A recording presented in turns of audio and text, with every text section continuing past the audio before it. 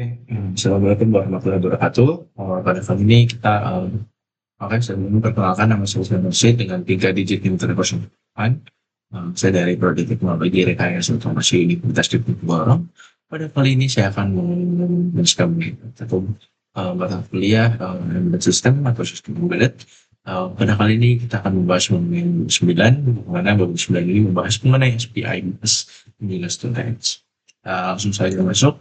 Oke, di sini ada 7 pembelajaran. Yang pertama sih ada kita harus memahami protokol SPI dan karakteristik komunikasi serial sinkronus full duplex. Terus juga kita mengkonfigurasi SPI pada STM32 dan ESP32 menggunakan library dan GPIO mapping. Terus juga menghubungkan SD card dan flash memory eksternal melalui antarmuka SPI.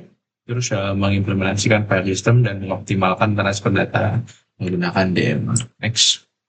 Oke, di sini definisi dan arsitektur dari master slave.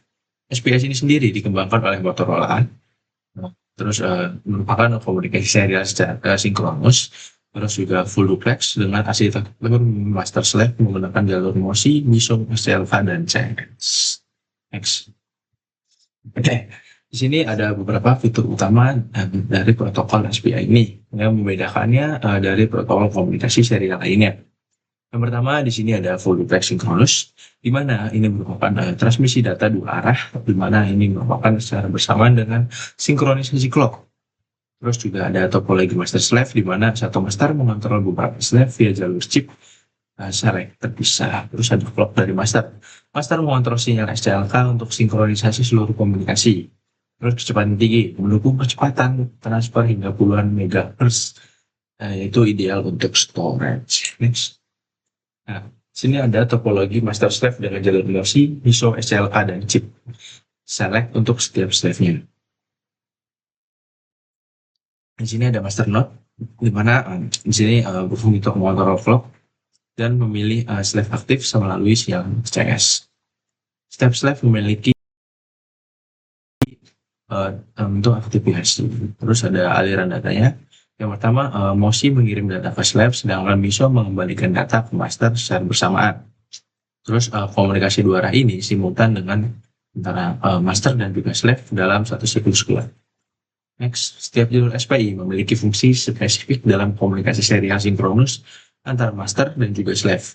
Sini ada MOSI, yaitu master of slave in, yaitu merupakan jalur data dari master ke slave untuk pengiriman perintah dan data. Sedangkan MISO itu merupakan master in slave out, di mana ini merupakan jalur data dari slave ke master untuk pengiriman respon dan hasil mengejar. Terus ada SCLK, ini merupakan clock sinyal, di mana sinyal clock ini yang dihasilkan oleh master untuk sinkronisasi transfer data pada semua slave. Terus ada CS atau NXS. CS ini merupakan chip select, di mana chip select ini merupakan sinyal aktif rendah dari master untuk mengaktifkan slave tertentu dalam bus SPI. Next. Sini ada mode clock SPI, ini ditentukan oleh komunikasi CPOL dan CPHA, di mana ini menghasilkan 4 mode operasi yang berbeda. Di sini, di mana ada pertama di sini ada mode SPI 0, CPOL 0, dan CPHA-nya itu juga 0. Di mana clock idle low, data disable pada racing edge digeser pada falling edge, mode paling umum yang digunakan. Terus ada mode SPI 1, di mana CPHA ini bernilai 1, sedangkan CPOL ini bernilai 0. Di mana clock idle-nya ini akan low, terus data disampel pada falling edge digeser pada rising edge digunakan pada beberapa sensor. Terus ada mode SPI 2, itu di mana CPOL ini bernilai 1, CPHA-nya ini bernilai 0. Di mana clock idle-nya ini high, di mana data disampel pada falling edge digeser pada rising edge tertentu, cocok untuk perangkat tertentu. Terus ada clock idle high, di mana ini mode SPI 3, di mana CPOL dan CPHA ini bernilai 1. Di mana di data sampel ini pada rising edge digeser pada falling edge, di mana ini digunakan pada flash memory tertentu. Next. Oke, sini ada perbandingan dari SPI, yaitu C dan juga UART. SPI ini sendiri memiliki hingga 80 MHz, terus memiliki 4 kabel, terus juga bisa berkomunikasi secara full duplex, memiliki latensi yang rendah, terus juga multi slave, terus juga ada tanpa tracing. Terus untuk itu sih sendiri ini hingga 5 Hz, terus memiliki 2 kabel, namun hanya half duplex. Terus untuk ini sedang, terus ada multi device, terus juga memiliki alamat 7 bit. Sedangkan untuk UART sendiri ini memiliki kecepatan hingga 5 Mbps, terus memiliki kabel full duplex juga sama seperti SPI, terus juga sama rendah, tetapi UART ini hanya point to point, terus juga tanpa addressing. Next. Di sini SPI pada STM32. SPI yang pertama di sini SPI peripheral, di mana untuk pada STM32 ini itu ada di PA5 itu SNK, PA6 itu MISO, PA7 MOSI, PA4 itu NSS, terus juga memiliki kecepatan hingga 18 MHz pada APB2 bus. Terus ada SPI2 yaitu peripheral, di mana memiliki di PB11 sebagai SCLK, PB14 sebagai MISO, PB15 sebagai MOSI, PB12 sebagai NSS. Nah, kecepatannya hingga 9 MHz pada APB1 bus. Terus ada pin NSS atau chip select. NSS ini dapat dikelola secara hardware atau software, SSM bit. Nah, mode software ini lebih fleksibel untuk multi-slave. Terus juga ada pin out dan remapping, di mana SPI1 mendukung pin remap ke PB3, PB4 atau PB5. Gunakan AFA10, AFA untuk mengaktifkan alternate function pada mapping. Next. Sini ada konfigurasi SPI menggunakan STM32 library untuk komunikasi serial berkecepatan tinggi. Nah, ini konfigurasi dari SPI STM32 ini, di mana di sini ada mode master, di mana mode master ini mengaktifkan STM32 sebagai kontrol utama pada bus SPI. Terus ada full duplex, di mana ini mengaktifkan komunikasi dua arah, simultan via MOSI dan juga MISO. Terus ada clock polarity dan phase, di mana ini merupakan CPOL-nya ketika low, CPHA-nya itu sama dengan 1 Hz untuk mode 0, sesuaikan dengan spesifikasi perangkat slave. Terus ada baud rate prescaler, di mana ini membagi clock APB untuk mengatur kecepatan dari SPI itu sendiri. Oke, sini SPI pada ESP32. ESP32 ini mendukung dua peripheral SPI, yaitu HSPI dan juga VSPI, dengan kecepatan hingga 80 MHz dan pin mapping yang fleksibel. HSPI.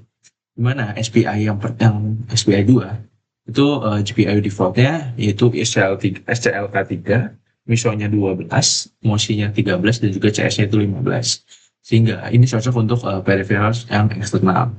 Terus untuk VSPI pada SPI 3 ini memiliki GPIO defaultnya itu SCLK-nya 18, MISO-nya 19, MOSI 23, CS-nya itu 5. Nah, di mana ini digunakan untuk SD card dan juga flash. Terus ada clock, clock hingga 80 Hz, di mana ini merupakan kecepatan SPI ESP32 mencapai 80 MHz. Nah, jauh lebih cepat dibanding dengan STM32 itu sendiri. Nah, sehingga ideal untuk transfer data yang sangat besar. Nah, pin mapping fleksibel, di mana ESP32 ini mendukung remapping GPIO sembarang untuk jalur SPI menggunakan GPIO matrix secara fleksibel. Sini ada SD card interface, di mana mode operasional SD card. Nah, SD card ini mendukung dua mode, SD mode bit parallel dan SPI mode. Nah, SPI mode ini lebih umum digunakan pada embedded system karena kompatibel dengan peripheral SPI standar pada STM32 dan juga ESP32. Nah, di mana koneksi pin SD card pada mode SPI, koneksi pin SD card ini ke microcontroller melalui antara SPI menggunakan VCC 3,3 volt, ground, CS, MOSI, MISO, dan XLK. Nah, di sini ada chip select-nya, di mana ini akan mengaktifkan SD card menggunakan pin active low yang ditarik ke ground untuk memilih kartu, sedangkan high untuk mengaktifkannya. Terus ada MOSI atau data in, master out, slave in, di mana jalur data dari microcontroller ke SD card untuk mengirim perintah dan data tulis. Sedangkan untuk MISO ini atau data keluar, ini jalur data dari SD card ke microcontroller untuk membaca data dan respon perintah. Terus juga ada SCLK atau clock. Clock ini merupakan sinyal dari master, sehingga frekuensinya berinisialisasi lebih dari 400 kHz misalnya. Terus juga memiliki operasi normal hingga 25 MHz pada mode SPI. Nah, di sini ada inisialisasi SD card, cuman tahapannya pada mode SPI belum siap digunakan. Pertama di sini ada power on dan CBO. Power on tunggu 74 clock cycle untuk reset ke SPI mode. Terus cek CM8 voltage check. di mana kirim CMD8 untuk memberikan voltage range yang didukung. Respon menentukan tipe kartunya. Terus ACMD41 ini berulang kirim ACMD41 berulang hingga kartu keluar dari idle state dan siap dioperasikan. Terus CMD58 ini ada SD ready atau kirim untuk membaca OCR regis dan verifikasi kapasitas kartu sehingga SD card siap digunakan. Oke, di sini ada flash memory tidak kita gunakan, kita stop saja untuk memori flash kartunya habis di sektor sebelum write sektor page buyer juga kita next saja. Di sini ada file system embedded di mana di sini kita menggunakan ada FAT 12, 16 dan 32. Di sini ada array, terus juga support, wide, compatibility, SD card minimal yang seperti ini. Perbedaannya ya saja ya perbandingan file sistemnya dari FS itu ya ada filenya tidak untuk sehingga harus have performance-nya tinggi. Jadi FS ini memiliki performa yang tinggi, namun tidak lebih baik dengan Little FS. Di sini ada DMA pada SPI. Nah, di mana transfer data efisien dengan DMA controller tanpa membebani dari CPU itu sendiri. Nah, ada CPU initiate, di mana CPU ini akan memkonfigurasi DMA, menentukan sumber, tujuan, dan juga ukuran transfer data. Terus ada DMA controller. DMA ini akan mengambil alih transfer data secara otomatis tanpa interferensi CPU. Terus ada polling berbanding dengan DMA, di mana polling ini merupakan CPU yang sibuk menunggu, sedangkan DMA ini merupakan CPU bebas, sehingga efisiensi dan throughputnya itu meningkat. Terus ada SPI ke storage, data dikirim melalui SPI bus ke SD card atau flash memory secara otomatis. Next, ini untuk STM32 dan ESP32 ini memiliki perbedaan ya, sedangkan smoother flash program storage data, dan ESP32 storage, key value, dan data. Oke. Ini ada partition table dari ESP32, di mana layout partition memori ESP32 ini yang fungsi sistem. Yang pertama ada non-INVS atau non-volatile storage, di mana menyimpan data konfigurasi key value secara persisten, di mana mendukung wear leveling otomatis untuk memperpanjang umur dari flash itu sendiri. Terus ada OTA, over the air, di mana partisi untuk update firmware secara variable, mendukung 2 slot open dan rollback jika update gagal. Terus ada factory app, di mana ini merupakan partisi utama aplikasi default break sehingga dieksekusi pertama kali saat boot jika tidak ada OTA yang valid mau dipilih. Terus ada SPI FFS, ini merupakan file system seperti sifat-sifat untuk menyampaikan file HTML atau JavaScript, konfigurasi dan aset diakses melalui API SPI FFS dan Little FS. Next. Nah, di sini ada masalah umum SPI dan solusi praktis untuk debugging sistem embedded, dimana troubleshooting ya. Dimana jika terjadi no respon, itu penyebabnya adalah koneksi atau konfigurasi yang salah. Solusinya adalah check wiring dan juga konfigurasi clock, dimana terus ada data corruption, dimana penyebabnya adalah noise atau clock mode salah. Solusinya adalah shielding dan setting ulang CPOL dan CPH. Terus ada SD card gagal unit, dimana penyebabnya ini adalah pin CS atau pin power supply. Terus solusinya adalah cek pin CS dan juga tegangan supply-nya. Terus ada juga flash write gagal. Nah, ini penyebab utamanya adalah proxy write atau timeout. Terus juga solusinya adalah cek status chip dan timing operasi. Nah, di sini ada best practice-nya, ada hardware-nya, ada sebagai storage software control, storage management, dan sistem reliability. Terus di sini untuk rangkuman ya, ini ada poin-poin utama yang sudah kita pelajari. Ini harusnya modul berapa? 8 9 saya lupa. 9 sama. Di sini SPI full duplex, di mana komunikasi secara sinkronus full duplex berkecepatan tinggi dengan jalur MOSI, MISO, SDLK, CS. Terus ada STM32 dan ESP32, di mana kedua MCU mendukung SPI dengan fitur lengkap DMA dan konfigurasi clock yang fleksibel. Terus ada SD card dan flash memory. SD card dan flash memory ini dapat diakses melalui SPI dengan file system, FAT-FS, dan Little FS. Terus ada juga DMA dan best practice. Nah, DMA ini meningkatkan efisiensi transfer data SPI, tahap leveling, dan error handling untuk kernel. Next. Terima kasih. Terus kita mungkin langsung saja ke hasil praktikum saya. Di sini sudah ada videonya. Untuk yang pertama, ini lupa urutannya. Ini kita menggunakan library-nya ada SPI, ada Fruit juga. Terus ini kita akan menggunakan TFT. Kita akan memunculkan tulisan di TFT itu sendiri. Nah, jadi kita di sini menggunakan TFT. Terus ini untuk programnya, untuk fill screen-nya itu red dan juga text color-nya itu warnanya black. Kita next. Kita cepetin aja. Ini untuk programnya. Ini yang ini. Terus TFT ini nantinya akan menampilkan tulisan Hello World ini. Jadi ini adalah TFT-nya. Jadi tadi kan kita mengkonfigurasi untuk background itu adalah warna merah dan juga tulisannya warna hitam.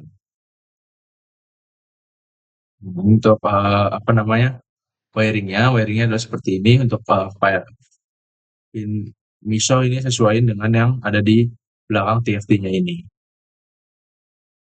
Oke, ini untuk yang menggunakan TFT dan yang kedua, oke,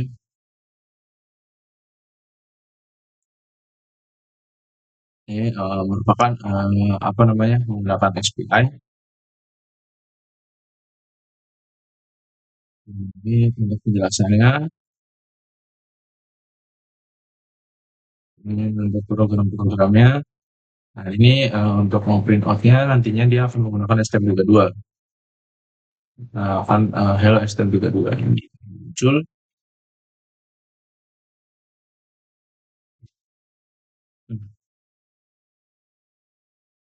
Nah, jadi untuk percobaan kedua ini kita menggunakan master dan slave.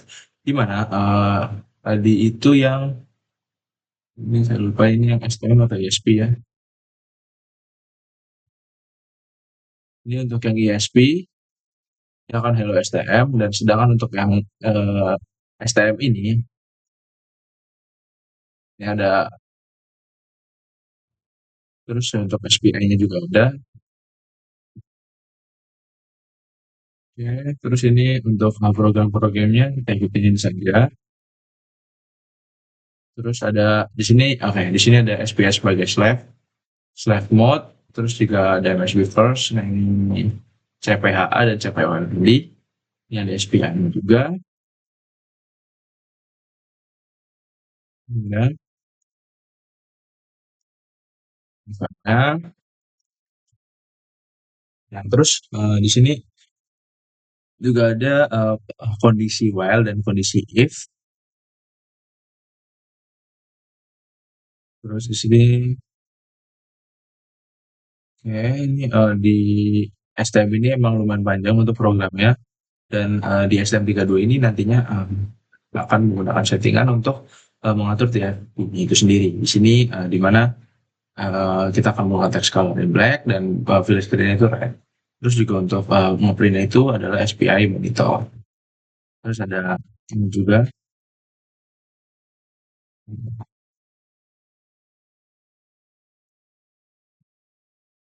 untuk fill screen-nya.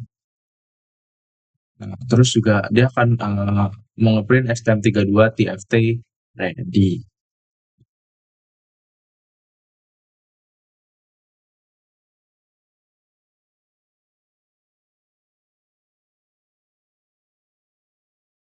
Dan ini adalah untuk hasil programnya namun tidak begitu jelas. Nah, nih, jadi di SPI Monitor ini dia akan menuliskan RX-nya itu Hello STM32, statusnya data update, STM32 itu SPI Slack. Ini seperti yang tadi sudah diprogram di STM32-nya.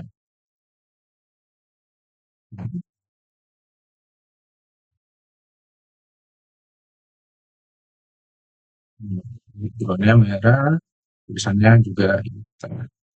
Oke, untuk yang kedua dan untuk yang terakhir adalah melakukan pembacaan SD card menggunakan SPI.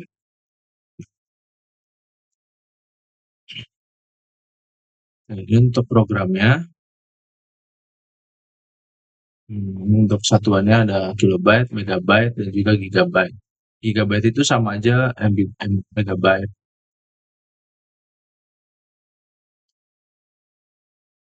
Untuk ukurannya,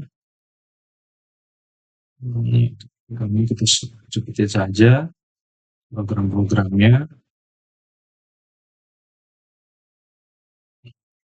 Nah, jika SD card itu belum dicolok, maka tadi akan menampilkan SD card tidak terdeteksi. Namun ketika SD card sudah dicolok, nanti dia akan bisa menampilkan status dari SD card itu sendiri dan juga akan ditampilkan pada serial monitor. Nah, ditampilkan serial monitor itu adalah kapasitas kartu, total file system terpakai dan sisa tersedia. Tuh, itu yang akan ditampilkan pada serial monitor itu sendiri. Ini untuk setupnya, di sini untuk inisiasi dari micro:BIOS itu sendiri. Ini yang tadi ya, print gagalnya gagal membaca SD card, terus ketika berhasil SD card berhasil terbaca. Terus untuk hasilnya, nah untuk hasilnya adalah sebagai berikut. Nah, ini ya. Nah, di sini ada, nah sini ya. Jadi ada tipe SD card-nya yaitu SDHC, kapasitas kartu 29,72, total file sistemnya 29,71 GB, terpakainya 3,34, sisanya 26,38. Nah, itu adalah yang kita gunakan untuk membaca SD card itu sendiri. Ini pembacanya, ini untuk hasil pembacaan dari serial monitor itu sendiri. Oke, itu saja untuk SPI. Balik lagi ke sini. Sekolah ternyata ini. Oke, mungkin itu saja untuk modul yang ke-9. Kurang lebihnya maaf. Wassalamualaikum warahmatullahi wabarakatuh.